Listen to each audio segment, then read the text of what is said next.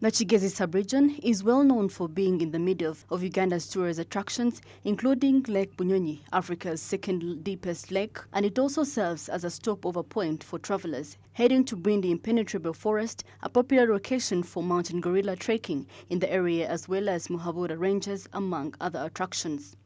The growing number of unemployed youth, particularly along Kabale-Rubanda-Kanungu Road through Ruinja to Bwindi Impenetrable National Park, has resulted to a habit of begging and halting the tourist cars in order to solicit money, which has hampered the smooth operation of tourism activities.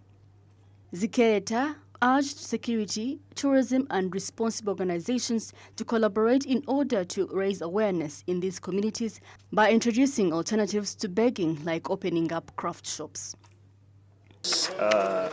Tourist vehicles, whenever the guides are driving on this Ruhija road, going to Kanungu or going to Bwindi, Impenetrable National Park, that is Rushaga or in Kisoro, they have been stopped by these younger boys and girls begging for money, give me my money, and which is not good, of course, and as far as tourism is concerned, tourism government is concerned. I call upon the security and also responsible organization or tourism police and also other stakeholders to work as a team as we sensitize these communities how they should be behaving toward these clients. The majority of villages, according to Garacia Nukato, a tour guide with Uganda Safari Guides Association in the Western region, specifically the Kigezi subregion, have not been educated about the significance of tourism. Additionally, he urges the various district tourism agencies to mobilize and meet with populations in their villages and engage them in disclosure about the value of tourism in this area. I think we call upon the district tourism officers, the district tourism officers, to engage these people in dialogue, to go on radios and educate them. They can also mobilize and find them in their communities, especially these communities that are close to tourism attraction areas. Talk of Lake Bunyonyi, surrounding areas, we have those, the Echuya ecosystem, the Mugahinga and Bwindi.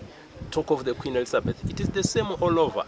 So you find people on the road, they don't respect tourists. Main important is to mindset change so that these communities can see the value of the tourist. Because the tourist, when he comes, he pays money to the hotel, to the tour operator, and the tour operator pays taxes. The taxes are supposed now to in turn bring the social services to the community, so that is the hospitals and the roads and education. Police are required to protect their citizens regardless of whether they are tourists or commoners. However, majority of tour operators have resorted to using private securities, and as a result, no complaints about mistreating tourists have been filed yet. You know, generally, the internal security of the country is in our hands. And that's why we are supposed to provide security to the general population, and whether we have visitors who have come for tourism and what, we are supposed to provide security general. However, some tourism companies use private security.